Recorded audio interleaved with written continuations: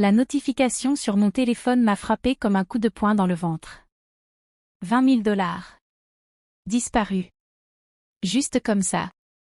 Je fixais l'application bancaire, les mains tremblantes, rafraîchissant l'écran encore et encore, espérant que ce soit une erreur. Mais non, une énorme transaction sur ma carte de crédit que je n'avais absolument pas autorisée. Mon cœur battait à tout rompre tandis que je faisais défiler les transactions récentes, essayant de comprendre ce qui s'était passé. Puis je me suis souvenu. Hier soir, en allant chercher un verre d'eau dans la cuisine, j'avais trouvé maman en train de fouiller dans mon portefeuille, que j'avais négligemment laissé sur le comptoir. Quand je lui avais demandé ce qu'elle faisait, elle m'avait lancé ce regard fatigué, usé, que je connaissais trop bien depuis quelques mois. « C'est pour le traitement de ton père, mon chéri », avait-elle murmuré. « L'assurance ne couvre pas la thérapie expérimentale. Il nous faut 20 000 $ d'ici demain, sinon. » Elle n'avait pas fini sa phrase, mais je pouvais deviner la suite.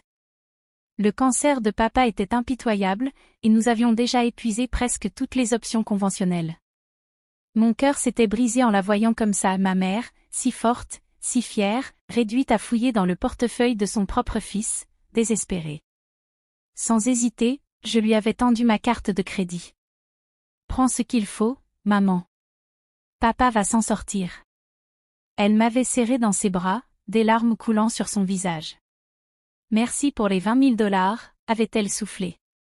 Tu es en train de sauver la vie de ton père. » Mais maintenant, en fixant l'écran de mon téléphone, quelque chose sonnait faux. Le prélèvement n'était pas destiné à un hôpital ni à un centre médical. Il provenait d'une agence de voyage. Un frisson glacé m'a traversé. J'ai immédiatement ouvert mon ordinateur pour enquêter sur cette transaction. C'est là que je les ai vus. Facebook, Instagram, Snapchat. Les réseaux sociaux de ma sœur Emma étaient inondés de photos d'un voyage qui avait tout l'air d'être paradisiaque. Des eaux bleu cristal. Des ruines antiques. Des assiettes de cuisine méditerranéenne. Et là, photo après photo, mes parents plus souriants et en meilleure forme que je ne les avais vus depuis des mois. Tous les tags de localisation disaient la même chose, Santorin, Grèce. Mon père, soi-disant mourant et ayant besoin d'un traitement expérimental, faisait du parachute ascensionnel au-dessus de la mer Égée. La trahison m'a frappé comme un coup physique. Je me suis replié sur ma chaise, haletant, alors que la réalité s'effondrait autour de moi. Ma propre famille, les personnes en qui j'avais le plus confiance au monde, m'avaient menti. Ils avaient manipulé mon amour pour mon père, exploité ma peur de le perdre, pour financer leurs vacances. 20 000 $. Tout mon fonds d'urgence. De l'argent que j'avais mis des années à économiser, en faisant des heures supplémentaires, en sautant des repas, en conduisant une vieille voiture qui tombait en morceaux. Disparu. Pourquoi ? Pour qu'ils puissent siroter des cocktails sur une île grecque pendant que je me rongeais les sangs, terrifiée à l'idée de perdre mon père à cause d'un faux diagnostic. J'ai appelé Emma en premier, les mains tremblantes en composant son numéro. « Au salut, grand frère », a-t-elle répondu joyeusement, avec le bruit des vagues en fond. « Quoi de neuf ? Quoi de neuf ?» ai-je répété, la voix dangereusement calme. « Quoi de neuf, c'est que je regarde des photos de toi, maman et papa en train de profiter de la vie en Grèce, pendant que je croyais papa mourant sur un lit d'hôpital. » Le silence qui a suivi était assourdissant. « Jake, je peux t'expliquer. » « Expliquer quoi, Emma ? Expliquer comment vous avez tous décidé de me mentir ?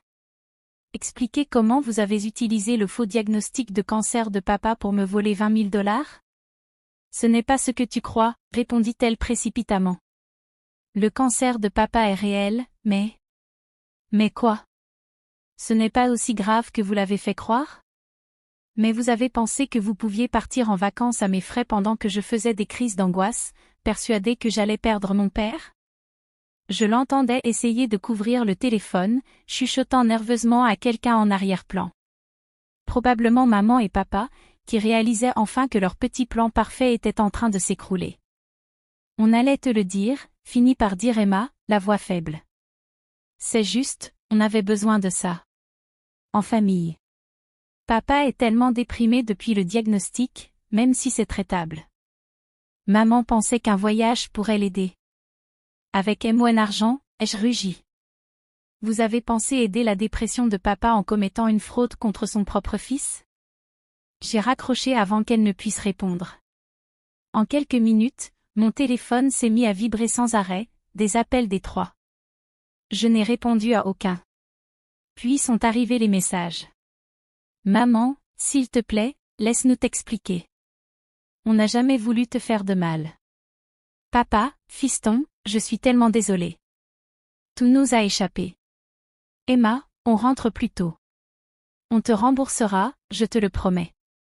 Mais pour moi, c'était terminé.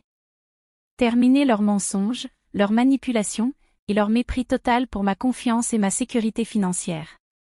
Je leur avais tout donné, mon amour, mon soutien, mes économies, et ils avaient tout jeté pour des vacances. Les jours suivants sont passés dans un brouillard. J'ai bloqué leur numéro, changé la serrure de mon appartement, ils avaient un double des clés, et j'ai commencé à me renseigner sur mes options légales. Plainte pour fraude. Vol. Usurpation d'identité, puisqu'ils avaient utilisé ma carte sans autorisation. Plus je me renseignais, plus ma colère grandissait. Mais sous la colère, il y avait pire, le chagrin. Ces gens m'avaient élevé. Je croyais qu'ils m'aimaient inconditionnellement. Comment avaient-ils pu me regarder droit dans les yeux et me mentir aussi facilement? Comment avaient-ils pu dormir paisiblement dans leur hôtel en Grèce en sachant qu'ils avaient volé leur propre fils? Une semaine plus tard, ils sont rentrés. Je le savais parce que les publications d'Emma sur les réseaux étaient passées des îles grecques à l'aéroport de notre ville. Ils ont tout essayé, venir à mon travail, demander à des amis de la famille de m'appeler, même ma grand-mère âgée pour me faire culpabiliser et me forcer à leur parler. Mais j'ai tenu bon. S'ils voulaient réparer ça, ça commencerait par assumer les conséquences de leurs actes. Il a fallu une semaine de plus avant que ma mère ne se présente seule à ma porte, l'air épuisé, plus vieille que je ne l'avais jamais vue.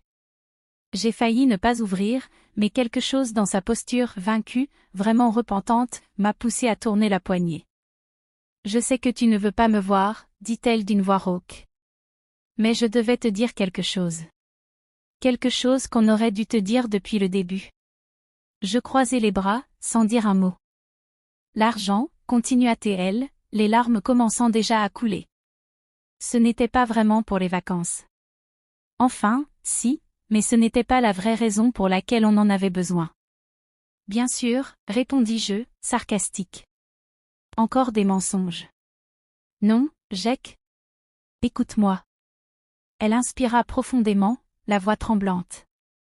Le diagnostic de cancer de ton père, il est réel. Et oui, c'est traitable. Mais le traitement, il va nous ruiner. On a déjà tout dépensé, notre retraite, l'hypothèque de la maison, tout. L'assurance couvre le minimum, mais pas les médicaments dont il a besoin pour avoir une qualité de vie correcte pendant le traitement.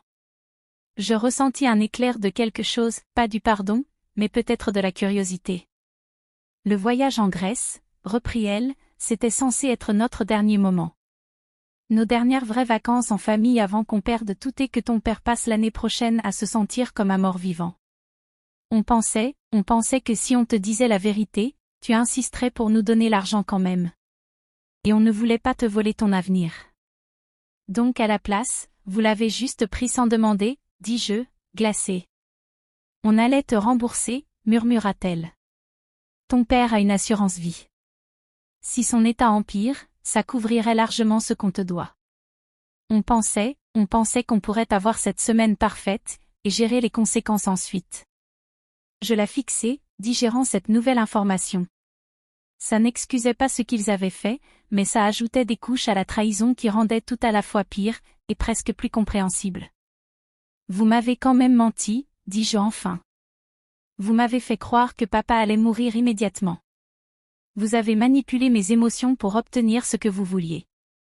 Je sais, sanglota-t-elle. Je sais. Et je suis tellement désolée. On l'est tous. Mais Jack, il y a autre chose que tu dois savoir. Elle fouilla dans son sac et sortit une grosse enveloppe. Qu'est-ce que c'est? 25 000 $, répondit-elle. On a vendu tout ce qu'on pouvait, les bijoux de maman, les outils de ton père, la voiture d'Emma. On a aussi pris un prêt sur la maison. Tout est là, avec des intérêts pour le dérangement. Je pris l'enveloppe d'une main engourdie. Elle était lourde, bien remplie. Et on a aussi fait autre chose, dit-elle en sortant son téléphone. On a publié la vérité sur les réseaux sociaux. Ce qu'on a fait, comment on t'a menti, à quel point on avait tort. On voulait que tout le monde sache que c'est toi la victime ici, pas nous.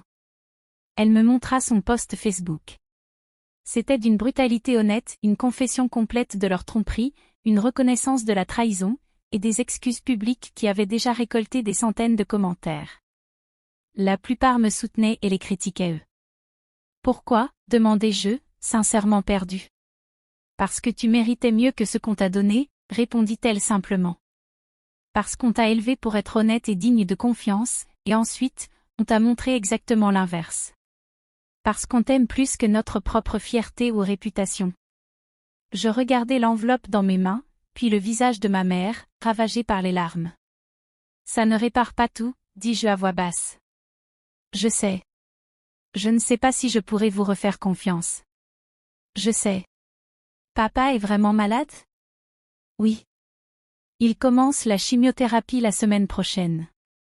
Je restai silencieux un long moment, essayant d'absorber tout ça. La trahison brûlait encore, mais voir ma mère dans cet état vraiment repentante, ayant pris des mesures concrètes pour réparer, faisait ressurgir en moi quelque chose que j'avais essayé d'enterrer toute la semaine. L'amour. Malgré tout, je les aimais encore. Je veux voir les dossiers médicaux, dis-je enfin. Tous. Si on veut reconstruire la confiance, ça commence par une honnêteté totale. Elle acquiesça vivement. Bien sûr. Tout ce dont tu as besoin. Et une thérapie. Thérapie familiale. Tous ensemble. Oui, absolument. Et si papa a besoin d'aide pour ses frais médicaux, une vraie aide, pas de l'argent pour des vacances, vous me demandez directement. Plus de mensonges, plus de manipulations. Juste une conversation honnête sur ce dont vous avez besoin et ce que je peux faire pour aider. Jake, murmura-t-elle, de nouvelles larmes coulant, ça veut dire que... Ça veut dire que je suis prêt à essayer, répondis-je. Mais maman, si quelque chose comme ça arrive encore, quoi que ce soit, c'est fini. Définitivement. Tu comprends? Elle hocha la tête vigoureusement. Ça n'arrivera plus jamais. Je le jure sur la vie de ton père. Au cours des mois suivants, nous avons lentement commencé à reconstruire. Le traitement du cancer de papa était effectivement coûteux et difficile, mais cette fois, nous l'avons affronté ensemble honnêtement. J'ai aidé financièrement autant que je le pouvais, mais surtout, j'étais présent émotionnellement. Nous avons suivi des séances de thérapie familiale, parfois éprouvantes, mais finalement réparatrices. Emma était celle qui luttait le plus avec la culpabilité de son rôle dans cette trahison, mais petit à petit, elle a fini par regagner ma confiance. Elle a pris un deuxième emploi pour aider à payer les médicaments de papa, et ses publications sur les réseaux sociaux sont passées des photos de vacances à des campagnes de collecte de fonds pour la recherche contre le cancer. Le traitement de papa a été un succès. 6 mois plus tard, il était déclaré en rémission. Lors du dîner de célébration, il s'est levé pour porter un toast. « Je voudrais dire quelque chose à mon fils, » dit-il, la voix chargée d'émotion. « Jake, ce que nous t'avons fait est impardonnable. Nous avons trahi ta confiance, ton amour et ta générosité de la pire des manières. Mais ta réaction, ta volonté de nous pardonner, de nous aider à devenir de meilleures personnes m'a appris plus sur le caractère et l'intégrité que tout ce que j'ai pu apprendre en 60 ans de vie. » Il leva son verre. À Jake, qui nous a montré ce qu'est la véritable force. Pas la force de prendre ce qu'on veut, mais la force de pardonner ce que l'on ne mérite pas. En regardant autour de la table, ma famille imparfaite, humaine, mais sincèrement repentante et déterminée à s'améliorer, j'ai réalisé quelque chose d'important. Les 20 000 $ qu'il m'avait pris avaient finalement servi à quelque chose que je n'aurais jamais pu imaginer. Il nous avait offert à tous une chance de recommencer. Parfois, les leçons les plus chères sont celles qui nous enseignent ce qui compte vraiment. Et parfois, avec un peu de chance, les personnes qui nous ont fait le plus de mal sont aussi capables de nous aimer le plus, si nous sommes prêts à leur en donner la chance.